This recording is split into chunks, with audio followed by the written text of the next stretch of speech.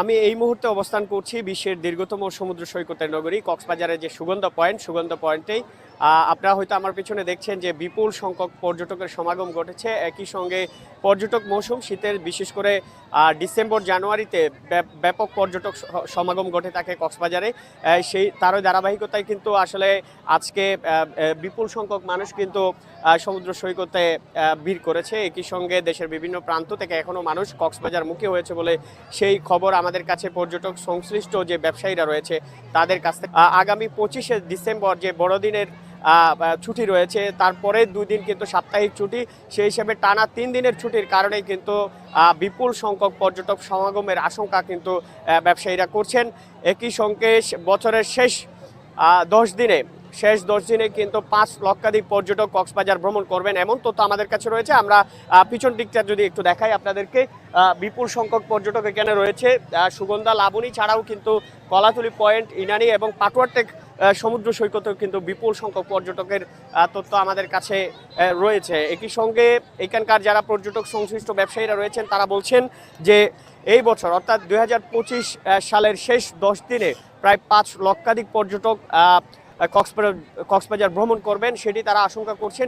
একই সঙ্গে সম্ভাবনার কথাও তারা বলছেন যে অগ্রিম বুকিংয়ের যেই মাত্রা সেটি আসলে মানে 100% ছাড়িয়ে যাবার তথ্য ব্যবসায়ীরা আমাদেরকে বলছেন। 5 লক্ষাধিক পর্যটকের পাশাপাশি এত সংখ্যক পর্যটক কক্সবাজার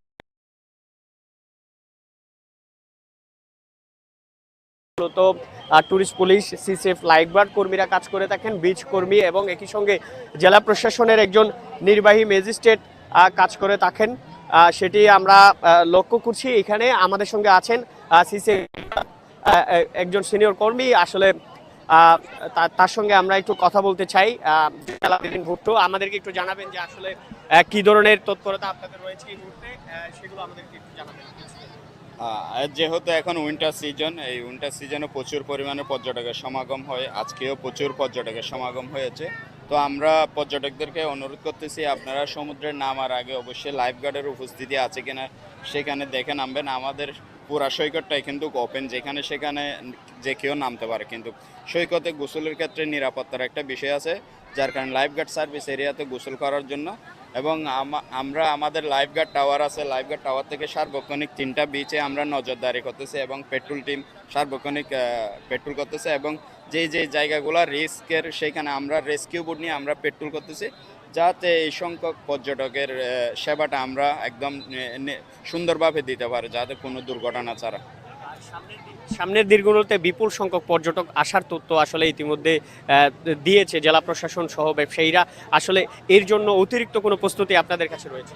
হ্যাঁ, অবশ্যই আমাদের অতিরিক্ত প্রস্তুতি বলতে আমরা 7-8 জন লাইফগার্ডের পরেও আমাদের যেই সার্ফিং কমিউনিটিতে যারা সার্ফার আছে, তারা প্রতিনিয়ত আমাদের সাথে ভলেন্টিয়ার হিসাবে যোগ দেয় বিশেষ দিনগুলোতে। তো আমাদের সম্প্রতি আমরা আমাদের ট্রেনিংগুলো আরও দক্ষ করে তুলেছি, যাতে সার্ফার এবং আরও অন্যান্য ভলেন্টিয়ার মিলে আমরা পুরো একটা বড় গ্রুপ আমরা প্রস্তুতি নিয়েছি বড় দিনটাতে, যাতে আমরা সুন্দরভাবে সার্ভিসটা দিতে পারি।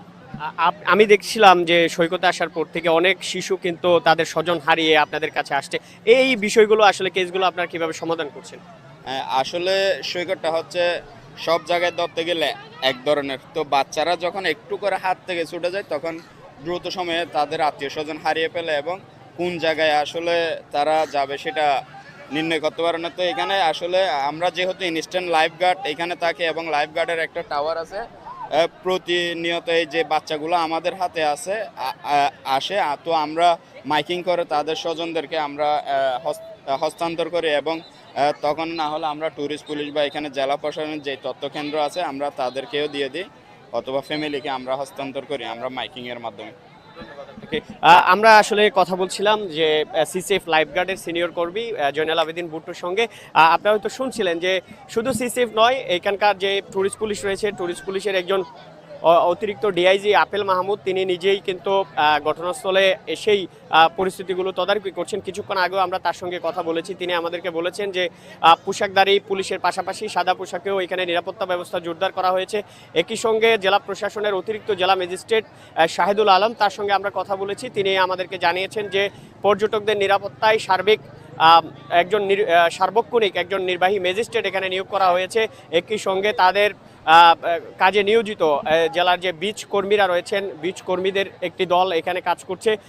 সেই নিরাপত্তা সার্বক্ষণিক পাশাপাশিও জেলা গোয়েন্দা পুলিশের পক্ষ থেকেও এখানে সাদা পোশাকে তৎপরতা আমরা দেখতে পেয়েছি। র্যাব পুলিশের পাশাপাশি যেহেতু বড়দিনে বড় একটি উৎসব এখানে হওয়ার প্রস্তুতি মূলত চলছে সৈকত কেন্দ্রিক বিভিন্ন হোটেল মোটেলে কিন্তু বড়দিনের বড় আয়োজন চলছে। যদিও আমরা যে বিষয়গুলো জানতে পেরেছি যে সৈকতে উন্মুক্ত জায়গায় কোনো ধরনের আয়োজন নেই, মূলত ইনডোরে প্রোগ্রামগুলো করার নির্দেশনা প্রশাসনের পক্ষ থেকে দেওয়া হয়েছে। সেই জন্য মূলত হোটেল মোটেল কর্তৃপক্ষ হোটেলের ইনডোরেই মূলত আয়োজনগুলো করছেন। আপনারা হয়তো দেখছেন বিপুল সংখ্যক পর্যটক সমাগম এখানে হয়েছে। আগামী 25 ডিসেম্বর এবং তারপরের 2 দিন যে টানা 3 দিনের ছুটি, সেই 3 দিনের ছুটিতে কিন্তু 5 লক্ষাধিক পর্যটক এখানে সমাগম করবে বলে হোটেল মোটেল ব্যবসায়ীরা আমাদেরকে নিশ্চিত করবার চেষ্টা করেছে। এই ছিল আসলে সমুদ্র সৈকত থেকে সর্বশেষ।